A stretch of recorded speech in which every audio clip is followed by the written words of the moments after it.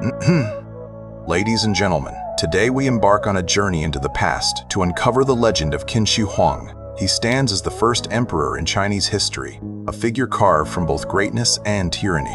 We must travel back against the currents of time to the Warring States period. It was an era of chaos and constant upheaval in ancient Chinese history. To understand the destiny of this emperor, we must first examine his turbulent origins. So let us begin this epic journey right now. Qin Shi Huang was born in the year 259 BC in the state of Zhao. Zhao was one of the 7 great powers fighting for dominance during this bloody era. His birth name was Yingzheng, a name that would one day shake the earth. At that time, China was fractured into 7 warring states. The state of Qin lay in the far west with its capital at Xianyang. Yingzheng was born into the royal lineage of Qin, yet his start was far from majestic. The true origin of this emperor remains one of history's most debated mysteries. Records state he was the eldest son of Yuren, a prince of Qin. Yuren was the grandson of King Zhaosheng, the ruler of Qin at the time of Zheng's birth. However, Prince Yuren was living as a hostage in the neighboring state of Zhao. This was the result of a fragile peace treaty between the rival states of Qin and Zhao. The mother of the future emperor was Lady Zhao, a woman of striking beauty. She was formerly a concubine of Lu Buwei, a wealthy merchant operating in Handan. Handan was the bustling capital of the state of Zhao. Lu Buwei had befriended Prince Yuren during his time in the city. A passage in the records of the Grand Historian suggests a scandalous secret. Sima Qian wrote that Lady Zhao was already pregnant with Lu Buwei's child. This occurred before she was presented to Prince Yuren for marriage. This implies that the true father of Yingzheng might have been the merchant Lu Buwei. Although this story has been accepted for 2 millennia, historians still argue its validity. Lu Buwei won the favor of Prince Yuren through calculated generosity. He presented the prince with a gift worth 1,000 pieces of gold. This was not charity, but an investment in Yuren's political potential. At the time, the prince's prospects seemed bleak and hopeless.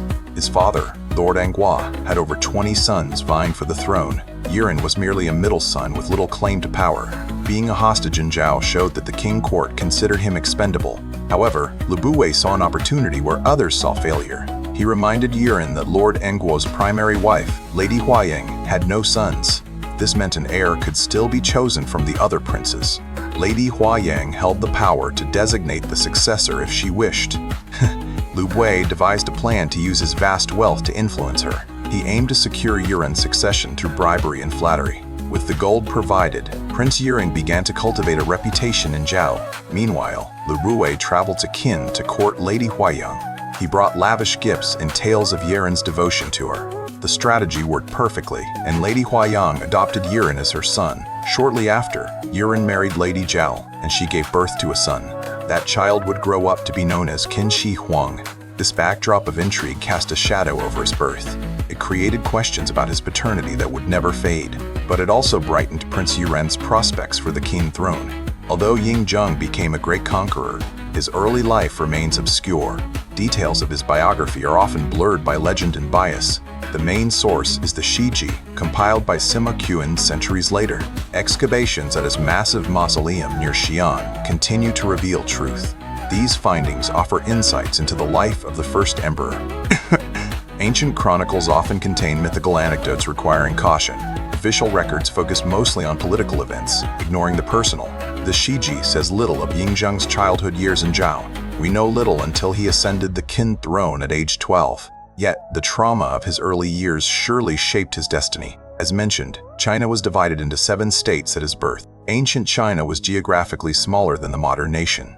Culture thrived mainly around the Yellow River and Yangtze River. By 470 BC, the 7 major states had fully formed. They were Yan, Zhao, Qi, Wei, Han, Chu, and Qin. Qin controlled vast territory but was landlocked in the west. Smaller states like Yan were wealthier due to coastal trade. Yan controlled key trading hubs near modern-day Beijing.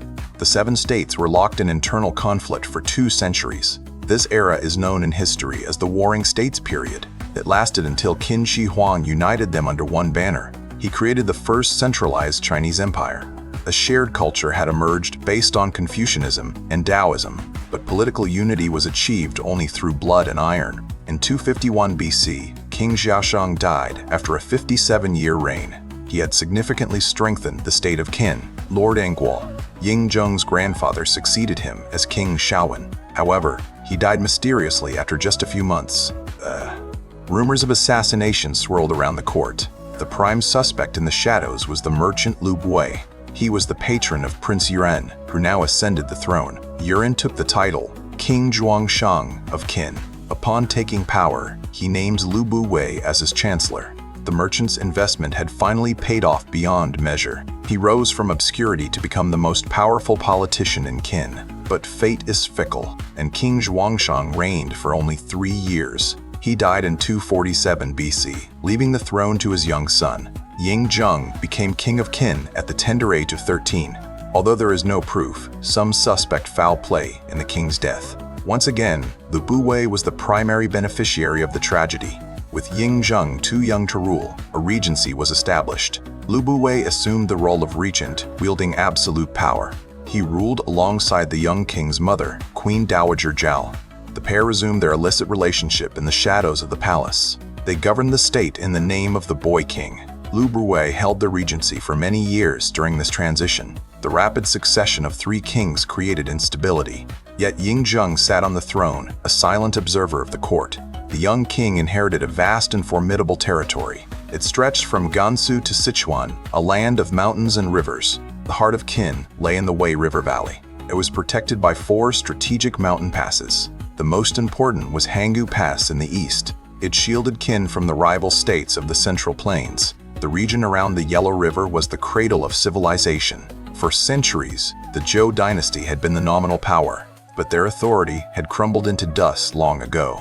Conflict for dominance had defined Chinese history for centuries. While rivals fought for the Central Plains, Qin built its strength. Safe behind Hangu Pass, they prepared for the ultimate conquest. The catalyst for Qin's rise was the reforms of Shang Yang. He was a legalist statesman from the 4th century BC. Shang Yang transformed Qin from a backwater into a military machine.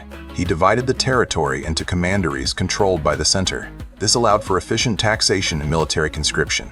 These reforms paved the way for Ying Zheng's future empire. Although Shang Yang was executed, his harsh laws survived. They became the foundation of Qin's ruthless efficiency. By 325 BC, Qin rulers were confident enough to declare themselves kings. They conquered Shu and Ba in Sichuan to expand southward. King Zhaosheng continued this aggressive expansion for decades. Qin inflicted heavy losses on the states of Han and Wei. The Battle of Yik in 293 BC was a decisive victory. Hundreds of thousands were slaughtered in these brutal campaigns. By the 260s BC, Wei and Han were severely weakened. Qin then turned its gaze to its strongest rival, the state of Zhao. Zhao was a formidable military power in the north. In 260 BC, just before Ying Zheng was born, a great battle occurred. The Battle of Changping resulted in a catastrophic defeat for Zhao. Through these efforts, Qin became the undisputed superpower. Other states formed alliances, desperate to stop the Qin juggernaut. But these alliances were fragile and often short-lived. In the early years of Ying Zheng's reign, he was but a figurehead. Real power lay with Lu Bui and the Queen Dowager. Lu Bui wanted to make Qin a center of intellect and culture. He invited scholars from across China to Xianyang. One of these scholars was a man named Li Si. Li Si was a native of Chu and a follower of legalism. He believed in the absolute power of the law and the state. Li Si gained an audience with the young King Ying Zheng. He became the king's primary advisor and unofficial tutor. He warned the king that Qin could still be defeated by a united front. Li Si advised sowing discord among the 6 rival states. Qin must prevent them from forming a strong vertical alliance. Ying Zheng sent agents to bribe and threaten officials in other states. Those who refused to comply were often eliminated. Li Si's counsel fueled the young king's ambition for unity. Ying Zheng began to dream of a single empire under his rule. Even as Qin expanded, trouble brewed at home. In 239 BC, the king's half-brother rebelled. Prince Chengzhao defected to Zhao during a military campaign. He was killed, and his followers were brutally executed. Ying Zheng was now in his 20s, ready to rule. But Lu Bui was reluctant to relinquish his control. The regent feared losing his position and his life. To distract the Queen Dowager, Lu Bui introduced a new man. His name was Lao Ai, a man of reputed vitality. He was disguised as a eunuch to enter the inner palace. His beard was plucked to complete the deception. The Queen Dowager fell deeply in love with Lao Ai. She bore him 2 secret sons hidden from the court. They moved away from the capital to conceal the affair. By 213 BC, Lao Ai was ennobled as the Marquis of Chengxin. He grew arrogant, boasting of his influence. The next year, Ying Zheng prepared for his coming-of-age ceremony. He would finally take the sword of state in full power. He traveled to the ancient capital of Yang for the rituals. But the rebellion showed that enemies lurked within. Lu Buwei and Lao Ai were locked in their own power struggle. Before the ceremony, a terrible secret was revealed to the king. He learned that Lao Ai was not a eunuch at all. Even worse, the man had fathered 2 children with his mother. Rumors whispered that they plotted to place a bastard on the throne. The young king's rage was cold and calculating. He ordered a full investigation into the scandal. Lao Ai, sensing doom, launched a desperate coup. He used the Queen Dowager's seal to mobilize troops, but Ying Zheng was prepared for this betrayal. He sent loyal generals to crush the rebellion in the streets. Lao Ai was defeated and fled, but was soon captured. The punishment was absolute and terrifying. Lao Ai was torn apart by 5 horses, his family exterminated. The 2 young half-brothers were dashed to death. They were seen as threats to the legitimacy of the Qin line. The Queen Dowager was placed under house arrest. Ying Zheng had survived the fire and emerged hardened like steel. He turned his gaze to Lu Buwei, the architect of this mess. The king wanted to execute his former father figure, but Lu Buwei's past contribution saved him for a moment. In 237 BC, he was stripped of his titles and exiled. 2 years later, fearing a plot, the king sent a harsh letter. Lu Buwei, seeing no way out, drank poison and died. With his rivals gone, Ying Zheng stood alone at the summit. He was now the undisputed master of the most powerful state. Li Si rose to become the minister of justice. Together, they turned their eyes outward to the 6 states. The machine of war was oiled and ready to march. The time for diplomacy was ending. The time for conquest had begun. From a hostage boy to a ruthless king, the dragon of Qin had finally spread its wings. But the path to empire is paved with blood, and the bloodshed has only just begun. The strategic location of Qin was its greatest natural defense against rivals. It was shielded from the chaotic central plains surrounding the Yellow River. This region was considered the beating heart of early Chinese civilization. For centuries, the Zhou dynasty had been the supreme power here. They were the dominant force among the 7 warring states.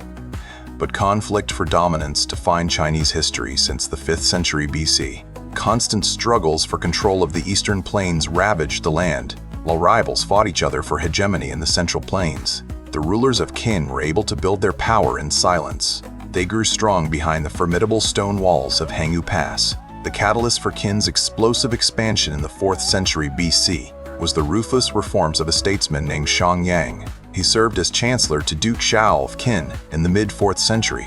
At that time, the Qin state had not yet become a superpower. Born in the state of Wei, Shang Yang served officials in his homeland, but he shifted his loyalty to the ambitious House of Qin. In 359 BC, he led a successful military campaign for them. They recaptured territories west of the Yellow River lost decades prior. However, his greater legacy was not war, but structural reform. He implemented radical political and economic changes over 2 decades. The Qin state was fueled by a dominant philosophical ideology. This system of absolute order was known as legalism. Shang Yang strengthened Qin by dividing the territory into commanderies. These were strictly controlled by the central government, not nobles. This allowed the government to collect taxes directly and efficiently. It also allowed them to conscript a massive and disciplined army. These reforms paved the bloody road for Ying Zheng later on.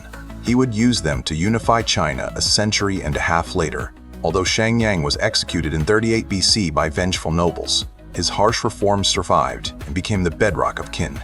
They laid the foundation for the military conquests of the next century. By 325 BC, King Huiwen, the son of Duke Xiao, felt confident. He declared himself king, a title equal to the other states. This title was already used by most other warring nations. In 316 BC, King Huiwen conquered the states of Shu and Ba. This expansion into Sichuan opened vast resources in the south. His successors continued to expand the growing Qin state relentlessly.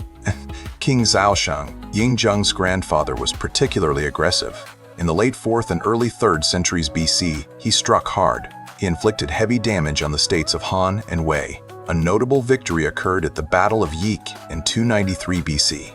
Reports claimed 240,000 enemy casualties that day. Such massive numbers may require cautious scrutiny from modern historians. By the 260s BC, Wei and Han were severely weakened. Qin then engaged in a major conflict for supremacy.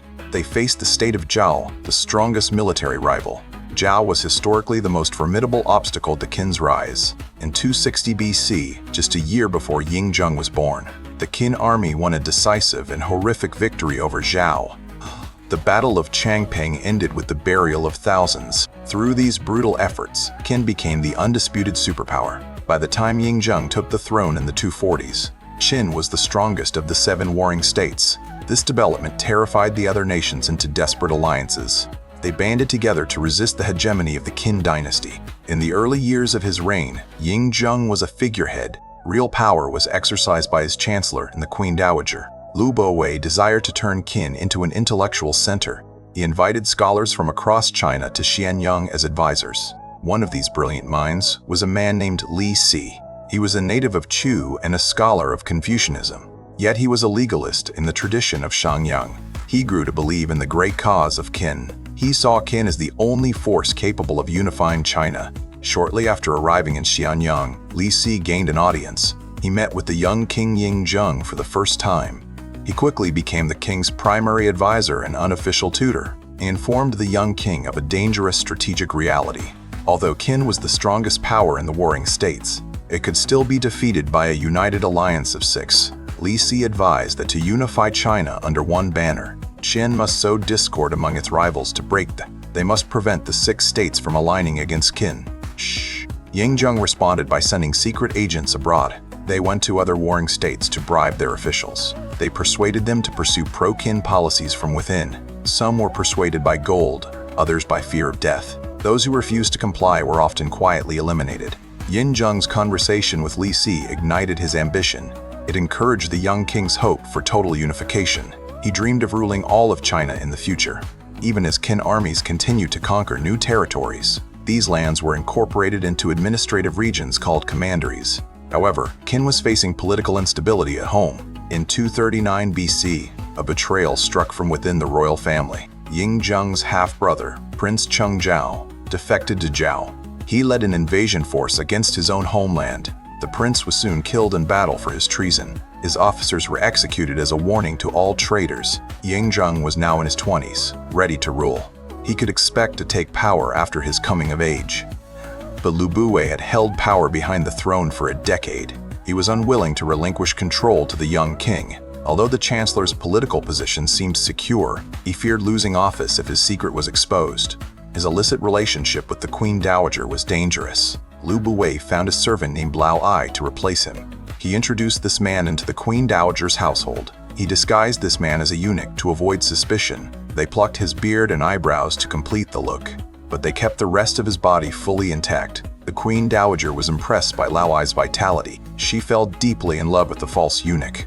She soon became pregnant with his illegitimate child. She had to leave the capital to hide the consequences. Having relations with a eunuch was a scandal in itself. By 239 BC, the Queen Dowager had ennobled her lover. She gave him the high title of Marquis of Changshen. This was despite the fact that eunuchs were forbidden titles. The following year, Yingzheng turned 21 years old. He underwent his coming-of-age ceremony to take power. He should have taken a foreign princess as a wife, although the names of his wives remain unknown to history.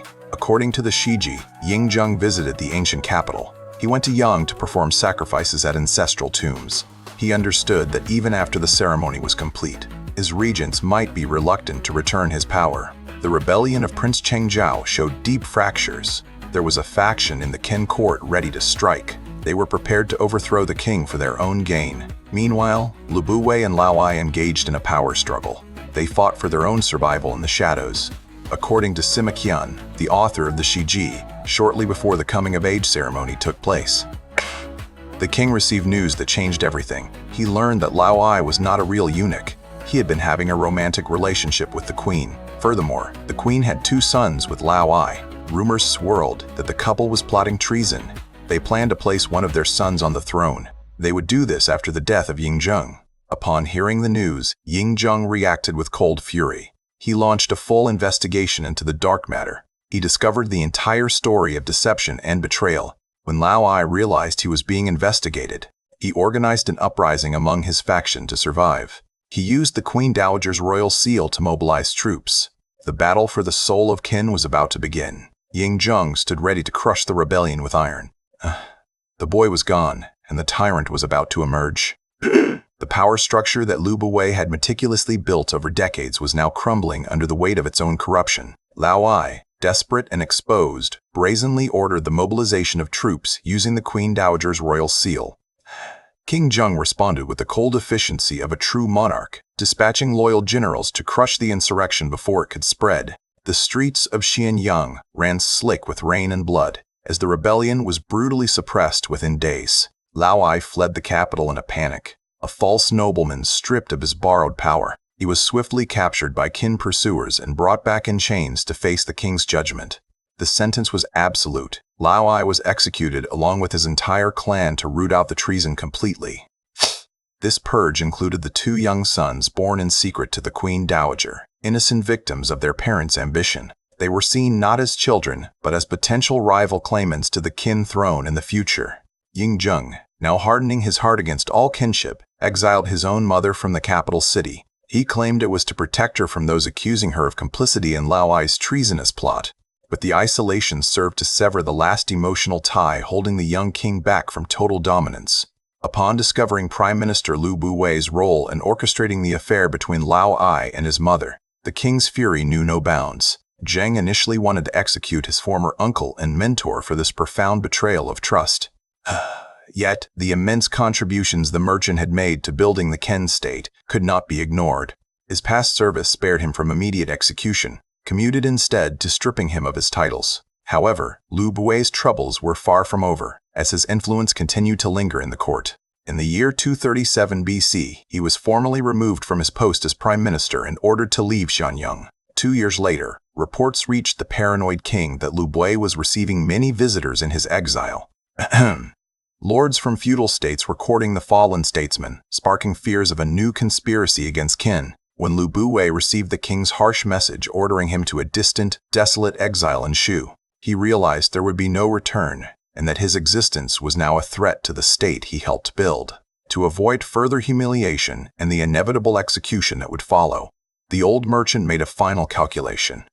He drank a cup of poison, ending his life and an entire era of merchant politics in Qin. The fall of Lu Buwei conveniently coincided with the opportunistic rise of Li Si. Li Si was a brilliant legalist philosopher who had served in Ying Zheng's inner circle for over a decade. However, Li Si's own position within the xenophobic Qin court was suddenly threatened. In 237 BC, under pressure from native Qin nobles, Ying Zheng issued an infamous edict. The decree ordered the expulsion of all foreign-born officials from the state of Qin. Zheng had initially adopted this policy as a broad tool to dismantle Lu Buwei's remaining network, but if fully implemented, it would have been a catastrophic brain drain for the Qin state. Qin had long relied on the talent of foreign statesmen and generals to establish itself as the premier power. Facing imminent deportation and the end of his ambitions, Li Si penned a masterful memorial to the king. He strongly opposed the policy, arguing against the short-sightedness of purging talent based on birth, besides reminding Zheng of the historical contributions of foreigners to Qin's greatness. Li Si shrewdly pointed out that the luxurious goods, fine horses, and beautiful women the king enjoyed were also not native to Qin. Ying Zheng, swayed by the irrefutable logic and practical arguments, was convinced by Li Si. He reversed the expulsion order, allowing all foreign officials to remain in the service of the Qin court. Li Si was subsequently promoted to a position equivalent to the Minister of Justice. He was now in charge of the harsh laws of Qin and its growing list of subjugated territories. Although the Lao Ai affair caused significant disruption and delayed further conquests for a year, Ying Zheng had successfully eliminated his primary internal political rivals. He now sat firmly on an undisputed throne, ready to turn his gaze outward once more. Military campaigns resumed with renewed vigor in the year 236 BC.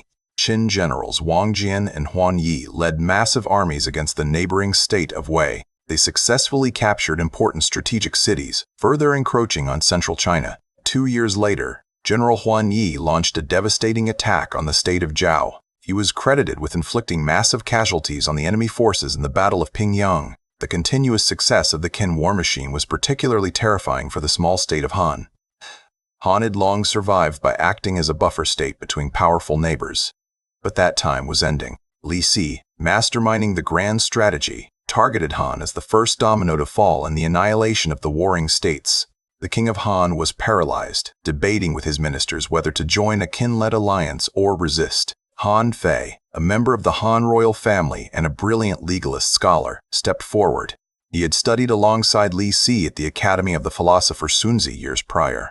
Han Fei petitioned his king not to join any alliance that would compromise their sovereignty. Instead, he argued for adopting strict legalist reforms to strengthen the state for neutrality. While Han Fei failed to influence policy in his own doomed homeland, Ying Zheng had been profoundly impressed by the scholar's writings, which he had read extensively. The Qin king expressed to Li Si his deep desire to meet the author of such brilliant treatises someday. This wish became reality in 233 BC, under tragic circumstances for the scholar. The king of Han sent Han Fei as an envoy to Xianyang, the imposing Qin capital. It was a last-ditch diplomatic effort to forestall the inevitable Qin invasion. Upon arriving at the Qin court, Han Fei presented the king with a detailed list of arguments. He eloquently argued against invading his homeland, appealing to strategy and history. The philosopher reminded Zheng that Han had been a valuable, compliant buffer state, and that it had never caused any significant trouble for the Qin regime, although Han Fei was under no illusions that Qin's conquest could be stopped indefinitely.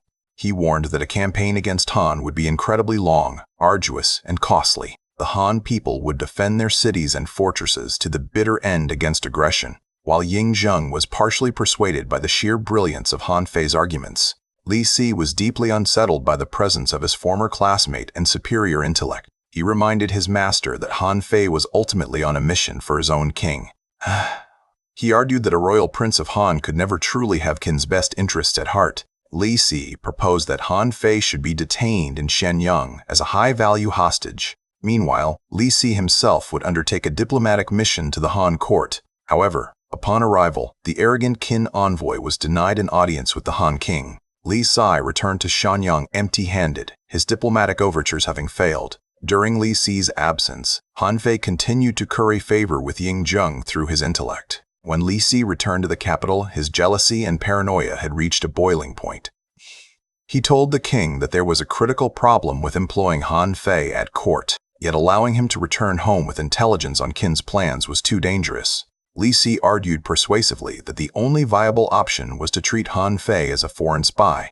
The conclusion was inevitable in the ruthless logic of Qin politics, execution. Ying Zheng reluctantly agreed, swaying to the counsel of his current closest advisor. Li Si moved swiftly, mobilizing his agents before the king could reconsider the irreversible decision. They forced Han Fei to drink poison in his prison cell, silencing a brilliant mind forever. With the death of Han Fei in 233 BC, the last hope for Han vanished. The king of Han realized that diplomatic negotiations had completely failed. He decided to submit to Qin authority before his territory was utterly ravaged by war. Over the next few years, Qin military and officials were dispatched to take control. They systematically dismantled the old regime and established Qin political institutions in Han territory. Once Han was neutralized, the Qin war machine turned its full attention back to attacking Zhao. By the year 228 BC, the veteran general Wang Jian had effectively conquered the state. Following a successful and brutal siege of the Zhao capital city of Handan, the king of Zhao was captured and taken prisoner, ending another ancient lineage. That same year, news reached Ying Zheng that his mother, the Queen Dowager Zhao, had died in exile. She was brought back and buried with minimal ceremony in the tomb of King Zhuangsheng. With the conquest of Zhao, Qin territory expanded significantly eastward. The empire now shared direct borders with the eastern states of Yan and Qi.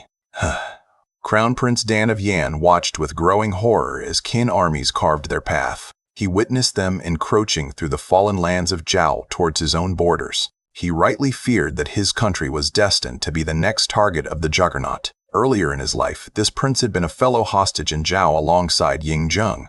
They had been close childhood friends, sharing the hardships of captivity in a hostile land. Later, Prince Dan had also served as a hostage in Qin, seeing the rise of his former friend. As both men matured, Prince Dan recognized the terrifying scope of Zheng's ambition. He realized his old friend intended to conquer the entirety of China, sparing no one. Dan fled back to his homeland of Yan, consumed by the existential threat facing his people. After weighing his limited military options against the might of Qin and realizing that the Yan army could never defeat the battle-hardened Qin forces on the field, Prince Dan made a desperate decision to resort to unconventional warfare. He decided to hire a remarkably skilled swordsman named Jing Qi. The mission was a suicide pact to assassinate King Yingjung in his own palace. A plan was meticulously crafted to secure an audience with the heavily guarded monarch. To gain access, Jing Qi needed gifts that the king of Qin could not refuse. He would present the severed head of a traitorous Qin general who had defected to Yan, and a detailed map of the fertile Yan territories that were to be ceded to Qin as a peace offering. The deadly dagger intended for the king's heart was concealed inside the rolled-up map. The stage was set for one of history's most dramatic confrontations. Jing Qi, carrying the weight of a kingdom's survival, arrived at the imposing Qin court. He stepped into the dragon's den, prepared to trade his life for the death of a tyrant. The air in the throne room was thick with tension as the envoy approached the dais. Yingjing sat high upon his throne, unaware that his oldest friend had sent death to his door. The fate of China hung on the edge of a hidden blade. The air in the Xianyang throne room thickened with a suffocating tension as Jing Qi approached the dais. He carried the weight of a desperate kingdom, presenting the gruesome tribute of the traitor general's severed head. This grim offering was the price of admission, a macabre token of loyalty to gain proximity to the dragon throne. Legend recounts that this fateful moment had been delayed for some time, waiting for the right geopolitical alignment. It was only after Qin had mercilessly completed its brutal conquest of the state of Zhao that the opportunity arose. Jing Qi finally set out for the Qin capital, carrying not just the head but also a crucial strategic map. This map detailed the fertile borderlands of Yan, territories that were ostensibly being ceded to appease the insatiable Qin appetite. Having presented such valuable gifts, the assassin was granted the rare honor of a personal audience with the king. He was invited to ascend the platform and display the map directly to Yingjung, who sat high above all. As the king eagerly unrolled the silk scroll, his eyes scanning the rich lands that would soon be his, a chilling realization struck him as the glimmer of a poisoned bronze dagger was revealed, hidden within the final roll. In a flash of desperate violence, Jing Qi grabbed the king's flowing silk sleeve with one hand to anchor his target. With the other, he snatched the lethal blade, thrusting it with all his might towards the monarch's chest. In a bizarre and chaotic spectacle that defied imperial protocol, Yingjung leaped back in sheer panic. He scrambled behind a massive lacquered wooden pillar in the throne room, desperately trying to put a barrier between himself and death. The assassin pursued him relentlessly around the column, a deadly game of cat and mouse playing out before the frozen court. The king struggled furiously to draw his own long ceremonial sword, but the scabbard was too long and awkward in the heat of the moment.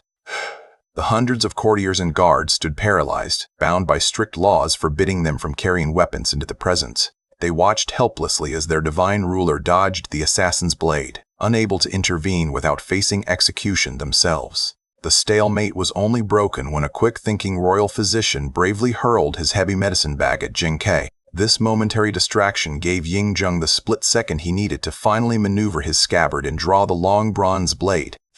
With the weapon finally in hand, the king turned the tables, striking Jing Qi down with multiple furious blows. The failed assassination attempt did not bring relief, but rather ignited a cold, volcanic rage within Yingjung. He immediately ordered a massive reinforcement of the invasion forces already poised at the borders of Yan. General Wang Jian, a veteran commander of extreme competence, was given free rein to unleash hell upon the northern state. By the year 226 BC, the Qin war machine had completely shattered the armies of Crown Prince Dan. The capital city of Yan was overrun and captured, its palaces looted, and its people subjugated under Qin rule. The king of Yan, broken and defeated, fled eastwards in a desperate attempt to establish a rump state in the remote Liaodong region. Following this decisive victory, the aging General Wang Jian was allowed to retire with honors. His duty fulfilled, the very next year, the torch of conquest was passed to his capable son, the young General Wang Ben. Wang Ben assumed command of a massive new invasion force, turning the dragon's gaze towards the central state of Wei. He completed the conquest of the region not with swords alone, but with a terrifying display of hydraulic engineering. The Qin army diverted the mighty flow of the Yellow River, directing its destructive power against the Wei capital. The great city was inundated by the massive flood, its walls crumbling and its resistance drowning in the muddy waters. In a mere span of 4 years, Qin's relentless campaigns had successfully conquered 4 of the 7 warring states. Only 2 formidable rivals now remained to challenge Qin's ultimate hegemony: the vast state of Chu in the south and Qi in the east. The immense territory and deep resources of Chu presented the most significant logistical challenge yet for the Qin military. The retired veteran Wang Jian was consulted, and he advised the king that no fewer than 600,000 troops would be needed. Although Qin's highly efficient legalist system could theoretically mobilize such a staggering number of men, Ying Zheng was reluctant to commit such enormous resources and risk such massive potential losses on a single campaign. Instead, he turned to younger, hungrier commanders, giving command to generals Li Xin and Meng Wu. These ambitious young officers boldly claimed they could conquer the massive state of Shu with only 200,000 men. Li Xin's initial invasion in 225 BC met with some early successes, pushing deep into Chu territory. However, the Chu forces, led by their brilliant general Sheng Yan, were merely luring the Qin army into a trap. Li Xin was devastatingly ambushed, his army routed and completely destroyed in one of Qin's rare and humiliating defeats. Although a relief force under Meng Wu managed to prevent a total annihilation and cover the retreat, the disgraced General Li Xin, unable to bear the shame of his catastrophic failure, committed suicide. Faced with this crisis, Ying Zheng swallowed his pride and personally visited the retired Wang Jian to beg for his return.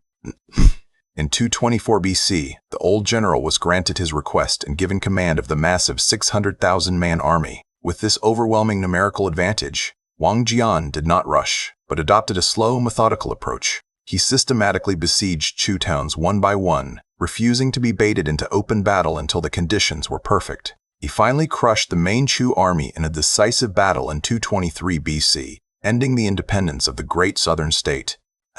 While Wang Jian was mopping up the last pockets of resistance in the vast conquered lands of Chu, in 222 BC, his son General Wang Ben was dispatched to finish the job in the north. He invaded the remaining Yan territory in Liaodong, capturing the last king of Yan and extinguishing that royal line forever.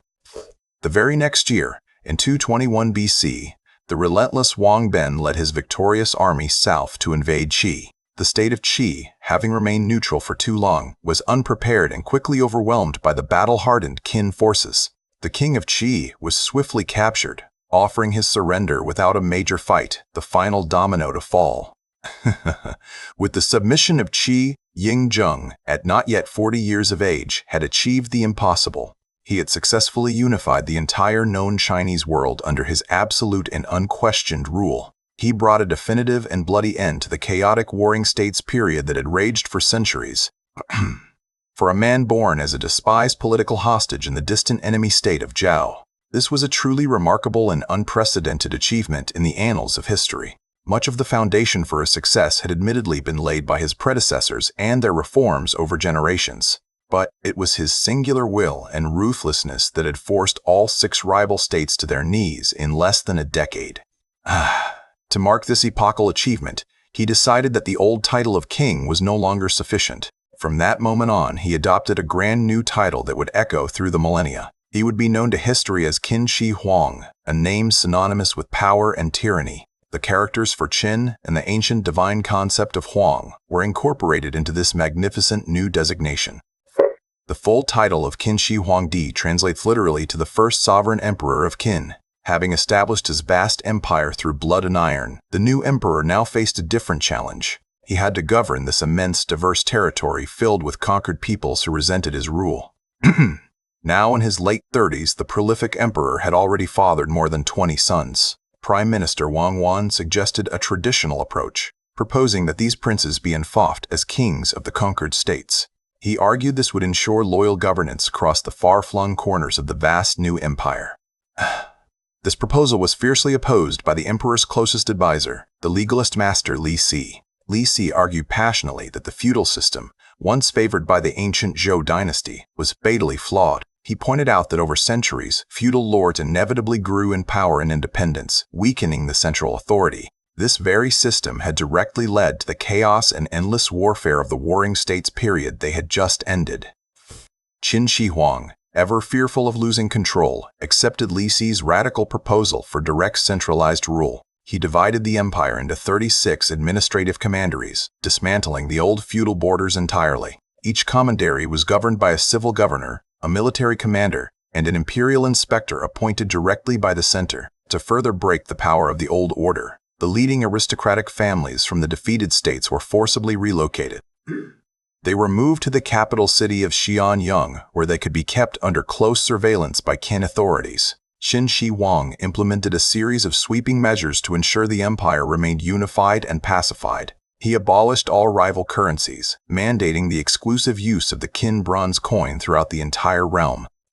He ordered the confiscation of all weapons from the defeated states to prevent future uprisings. These confiscated arms were transported to the capital and melted down in massive foundries. The molten bronze was then cast into 12 gigantic statues erected in Xianyang as imposing monuments to his victory. Perhaps the most influential reform of all was the standardization of the Chinese writing system. The peoples of the 7 former states had each developed their own distinct languages and variant characters. Lisa led a monumental project to establish a single unified set of small seal script characters for the empire. While the spoken languages and dialects might still vary wildly across the different regions of the vast empire, the written text would now be identical everywhere, creating a crucial unifying cultural bond. This allowed imperial edicts and laws to be read and understood clearly throughout the entire land, to align with the strict legalist ideology championed by Li Si and embraced by the emperor. A uniform and deeply severe legal code was promulgated and enforced throughout every corner of the empire. In 1975, archaeologists excavating the tomb of a minor Qin official made a startling discovery.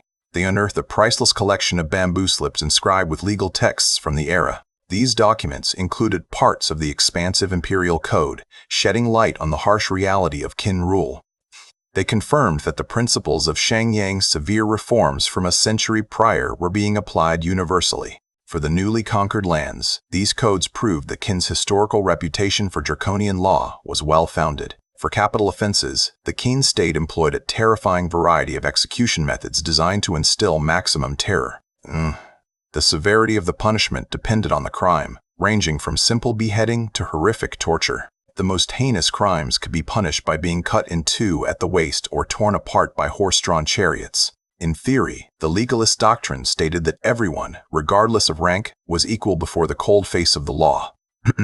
But the pragmatic Qin state allowed those with sufficient financial means to buy their way out of some physical punishments. This system generated significant revenue for the state while allowing the wealthy a measure of escape. For less serious crimes, the state preferred to extract heavy fines from the perpetrators rather than maim them. However, one of the most common punishments in the Qin judicial system was a fate nearly as bad as death. Convicted criminals were sentenced to years of back-breaking hard labor on state projects. They became the disposable workforce for the massive infrastructure initiatives initiated by the emperor. These projects were designed to consolidate his control over the newly conquered territories and project his power. The most infamous of these grand infrastructure projects involved the northern frontier defenses. This was the beginning of the expansion and connection of what would become known as the Great Wall of China.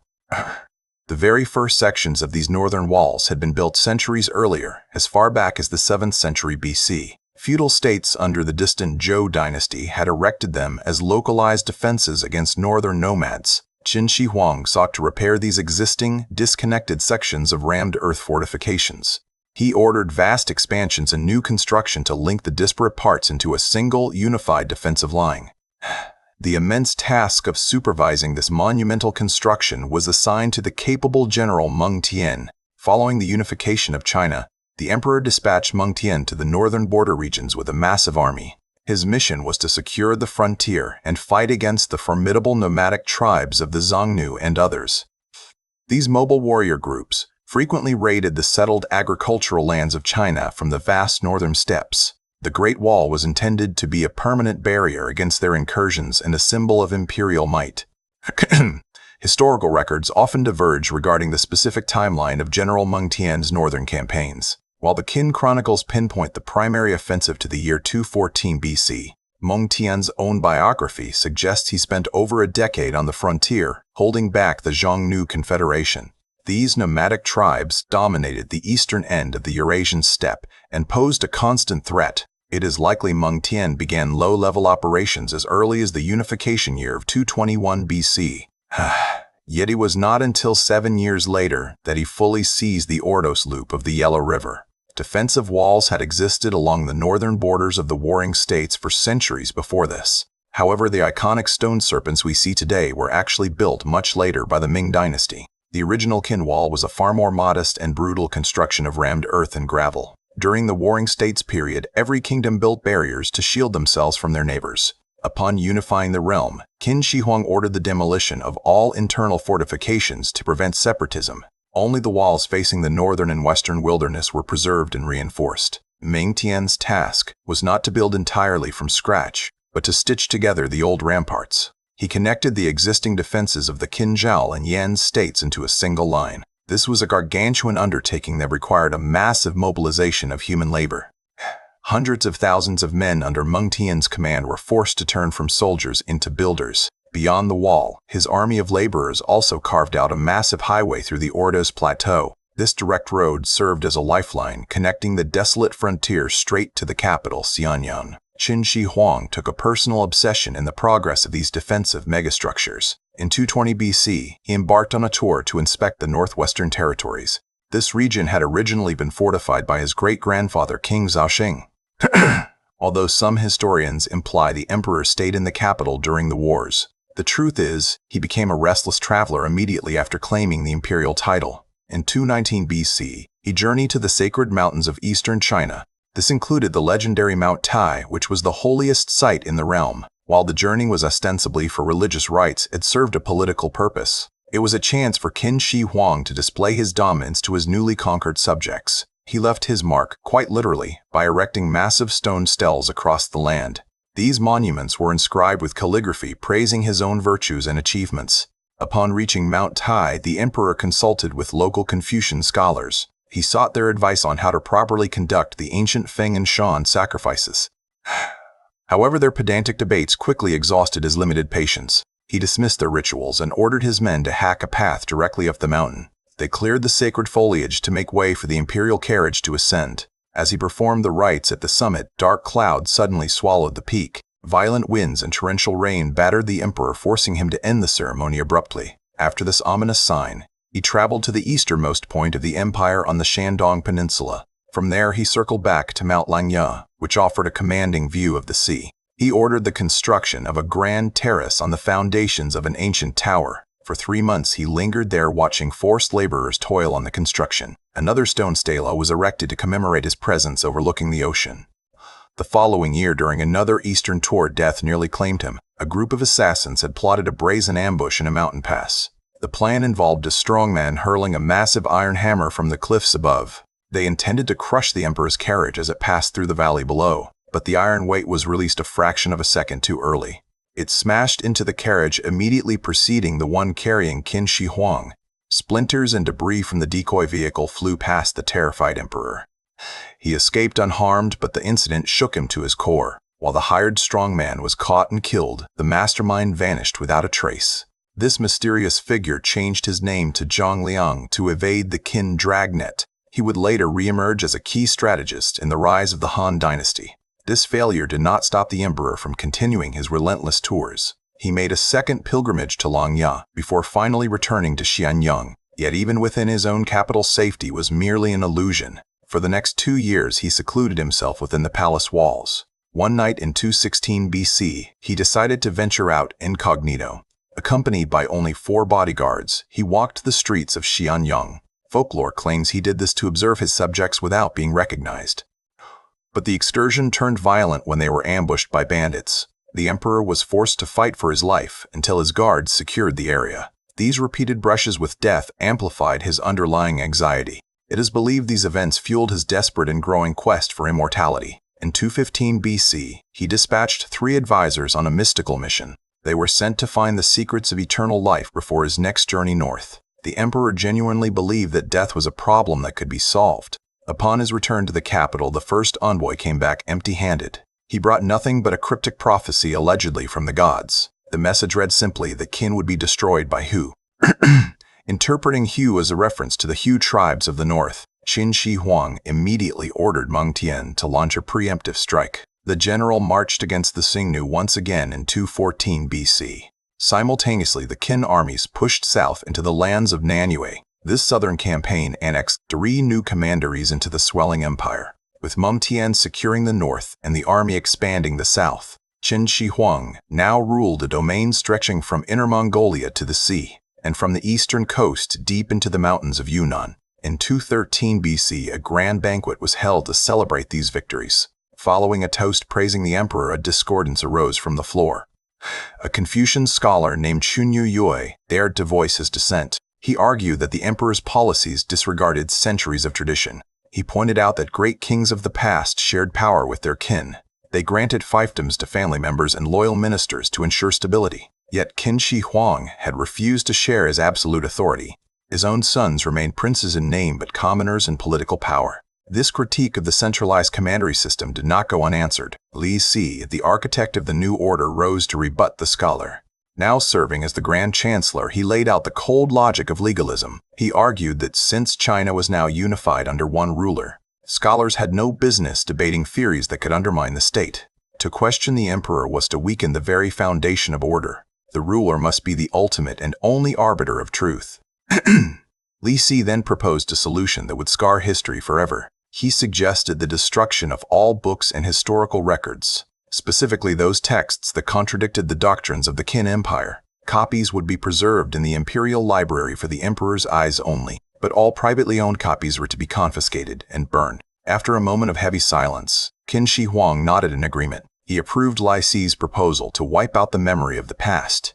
At this stage of his life, nearing the age of 40, the emperor was becoming increasingly aware of his own mortality. His patience was wearing thin with anyone who opposed his will. He grew tired of scholars reciting ancient tales of benevolent kings. In his mind, the past was a shackle that held back his vision. Soldiers were dispatched to scour the homes of the intellectual elite. Bamboo scrolls containing the poetry and history of the overthrown states were seized. Piles of knowledge were thrown into bonfires in the city squares.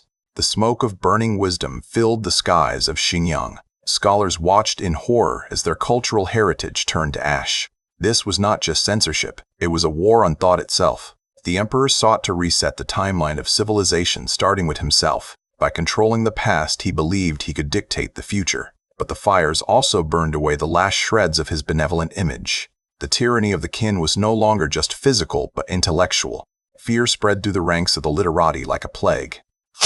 Yet the emperor's gaze remained fixed on the horizon. He was blind to the resentment growing in the hearts of his subjects.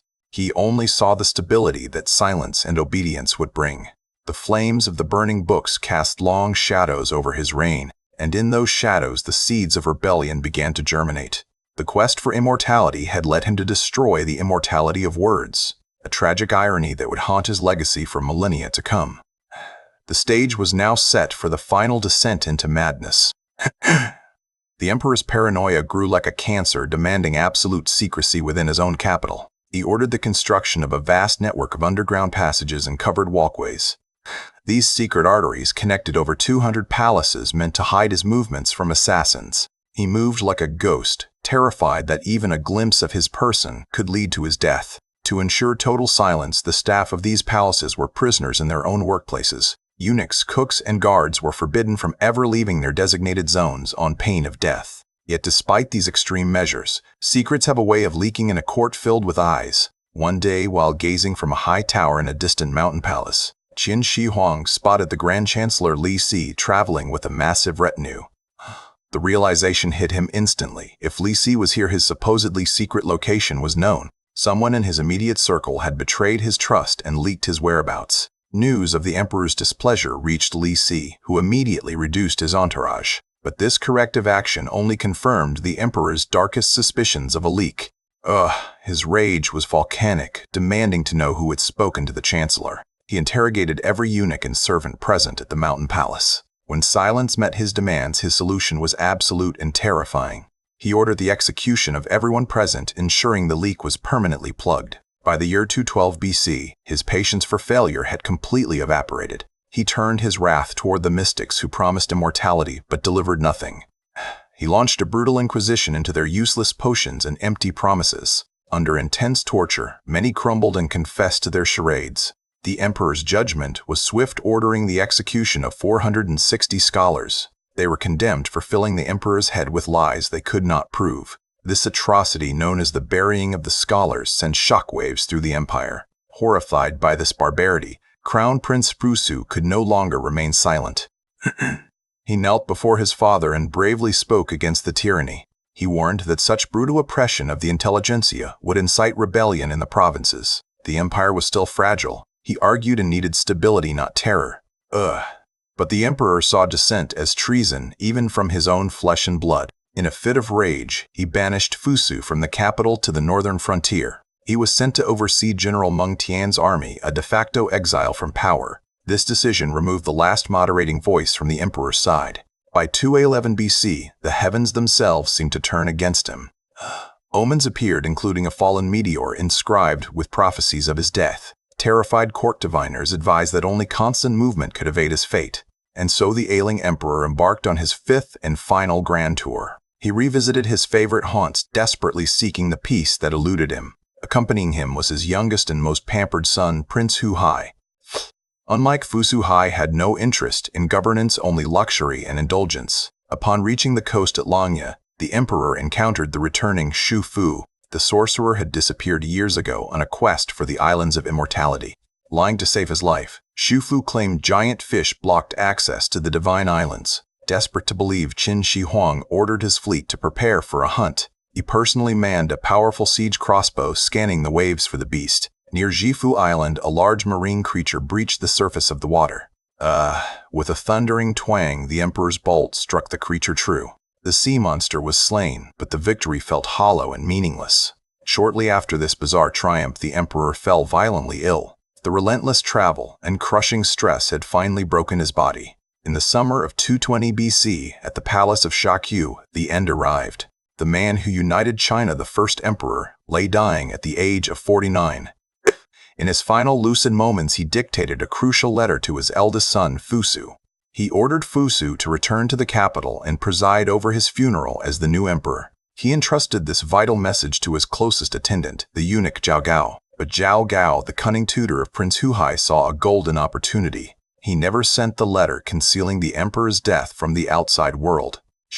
He plotted to install the pliable Huhai on the throne instead of the capable Fusu. To succeed, he needed the support of Grand Chancellor Li Si. Zhao Gao argued that Fusu would surely replace Li Si with his own ally, General Meng Tian. Faced with the loss of his power, the great legalist statesman succumbed to corruption. The three conspirators destroyed the emperor's true final will. In its place, they forged a new imperial decree appointing Huhai as the successor. Another forged letter was dispatched to the northern border. It accused Fusu and Meng Tian of treason and ordered them to commit suicide. The imperial caravan began the long, slow march back to Xianyang.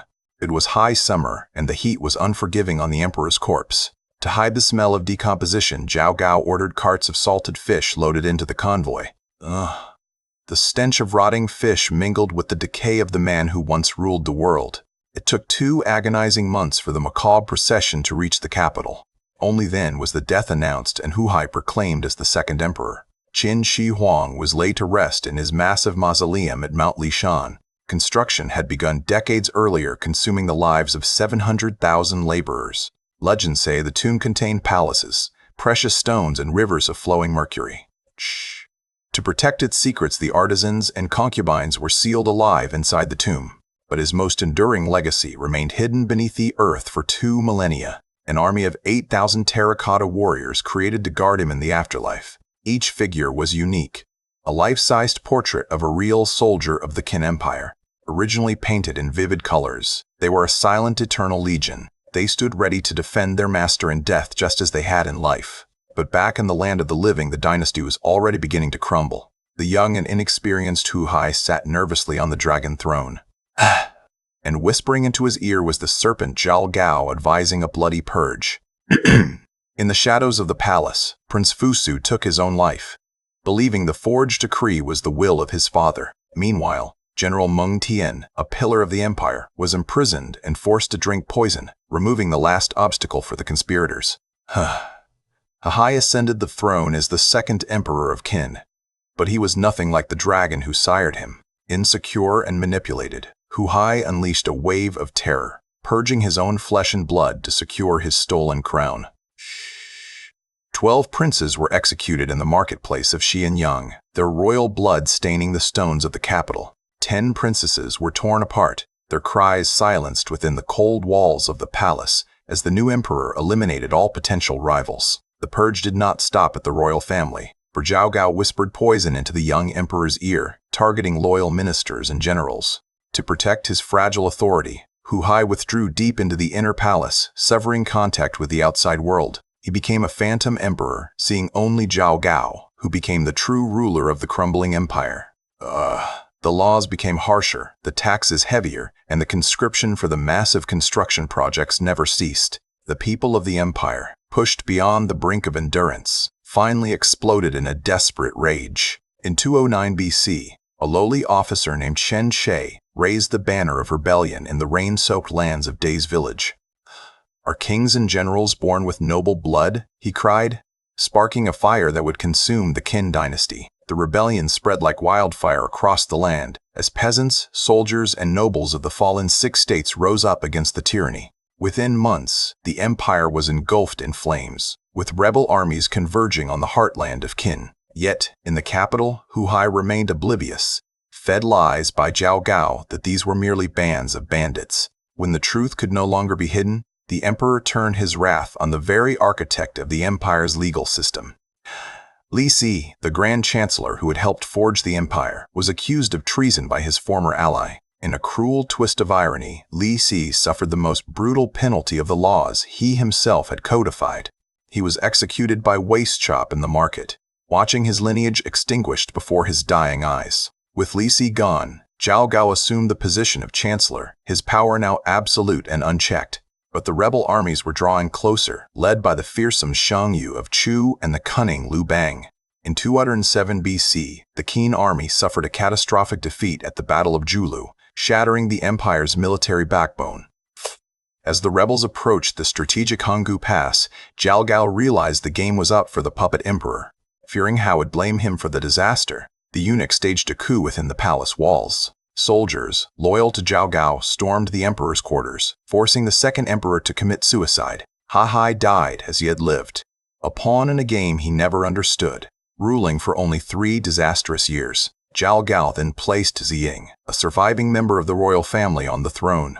But the title of emperor was stripped away, and Ziying was declared merely the king of Qin. Zhao Gao thought he had found another puppet, but Ziying was not as foolish as his predecessor. Aware of the eunuch's treachery, Ziying plotted a counter-coup before he could be silenced. When Zhao Gao came to the ancestral temple to hasten the coronation, Ziying struck. The Han eunuch, who had brought the empire to its knees, was finally killed by the blade of the last Qin ruler. But vengeance came too late to save the dying dynasty. Just 46 days into Ziying's reign, the rebel army of Liu Bang arrived at the gates of Xianyang. Realizing resistance was futile, Ziying tied a rope around his neck in a sign of submission. He rode out in a plain white chariot, surrendering the imperial seal in the capital to the rebels. The Qin Dynasty, which Qin Shi Huang boasted would last for 10,000 generations, had fallen in just 15 years. Liu Bang, a man of the people, spared Ziying and forbade his troops from looting the city. But peace was short-lived, for the main rebel force under Shang Yu arrived a month later like a storm.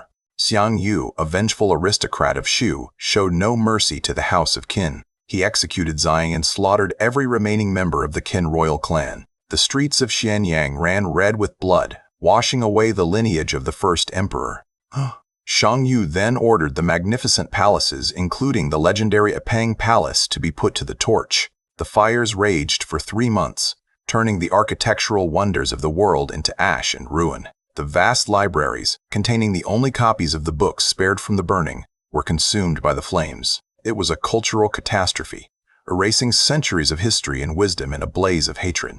Shang Yu then divided the empire back into feudal states, attempting to turn back the clock of history. But the unity forged by Qin Shi Huang had changed the fabric of China forever. Chaos returned, leading to the Chu-Han contention between Shang Yu and Liu Bang. After 4 years of war, Liu Bang emerged victorious, establishing the Han Dynasty. The Han emperors, though criticizing the Qin's harshness, inherited its imperial system. They kept the centralized bureaucracy, the commanderies, and the unified standards. The legalist framework of Qin was softened with Confucian morality, creating a model that would last for 2 millennia. Qin Shi Huang remains one of the most controversial and complex figures in human history. To the Confucian scholars, he was a brutal tyrant, a monster who destroyed culture and human life. History books depicted him as an erratic despot, obsessed with immortality and cruel punishments. Yet, without his iron will, the warring states might have continued their bloodshed for centuries. He created the very concept of China as a unified political and cultural entity. His standardization of the script allowed a diverse continent to share a common written language. His roads and canals bound the disparate regions together into a single economic zone, and the Great Wall he linked together became the enduring symbol of the nation's strength. But perhaps his most tangible legacy lay hidden beneath the earth for 2,000 years. In 1974, farmers digging a well near Xi'an stumbled upon the first emperor's silent guardians. The terracotta warriors, thousands of life-size soldiers, emerged from the dust of history. Each face unique, they stand in battle formation, ready to defend their emperor in the afterlife. They are a testament to the scale of his ambition and the power he once commanded. The bronze chariots, the horses, the weapons, all preserved as if waiting for a command that will never come. The Mercury rivers of his tomb may still flow in the darkness, sealed away from the world. Legends say his body lies there in a suit of jade armor, floating on a sea of quicksilver. Whether a visionary genius or a paranoid tyrant, his shadow still looms large over the Middle Kingdom. He sought immortality in elixirs and magic, but found it instead in the pages of history. The empire he built was short-lived, vanishing like dew under the morning sun. But the idea of the empire, the dream of a unified land under heaven, became eternal. From the dust of the warring states, he forged a nation that would outlast every dynasty. And in the silent gaze of his clay soldiers, the spirit of the first emperor watches on.